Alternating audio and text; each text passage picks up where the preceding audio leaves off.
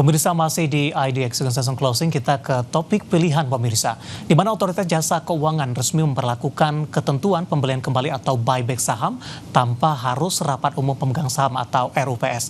Di mana kebijakan tersebut sebagai respon atas tekanan berat yang melanda perdagangan saham di Bursa Efek Indonesia sejak September tahun lalu.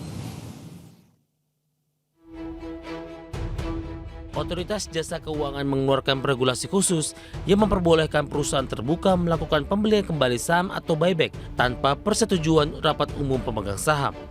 Kelonggaran itu berlaku khusus dalam situasi gejolak pasar yang ekstrim.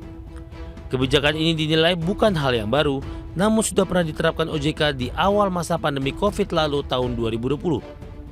Kepala Eksekutif Pengawas Pasar Modal, Keuangan Derivatif, dan Bursa Karbon Otoritas Jasa Keuangan, Inarno Jayadi, mengatakan penetapan kondisi pasar yang fluktuatif signifikan berlaku selama 6 bulan sejak tanggal dikeluarkan, yaitu 18 Maret 2025. Maka kami mengumumkan kebijakan bahwa perusahaan terbuka dapat melakukan pembelian kembali saham atau buyback tanpa memperoleh persetujuan rapat umum pemegang saham sesuai dengan ketentuan 7 POJK nomor 13 tahun 2023. Pelaksanaan buyback tanpa RUPS juga wajib memenuhi ketentuan OJK, ketentuan POJK nomor 29 tahun 2023 tentang pembelian kembali saham yang dikeluarkan oleh perusahaan terbuka.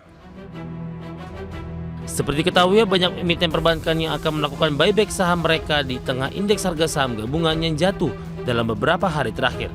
Beberapa di antaranya yakni PT Bank Rakyat Indonesia Persero Tbk atau BBRI, PT Bank Mandiri Persero Tbk atau BMRI, PT Bank Negara Indonesia Persero Tbk atau BBNI, PT Bank CIMB Niaga Tbk atau BNGA, dan PT Bank OCBC NISP Tbk atau NISP.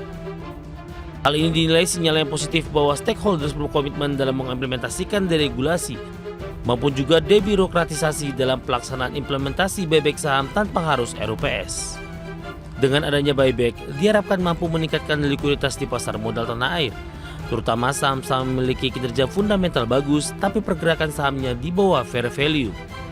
Tak hanya itu, kebijakan relaksasi buyback tanpa RUPS diharapkan pula oleh OJK dan BI dapat memberi sinyal positif bahwa perusahaan memiliki fundamental yang baik dan memberikan market confidence kepada investor. Berbagai sumber ada Exchange.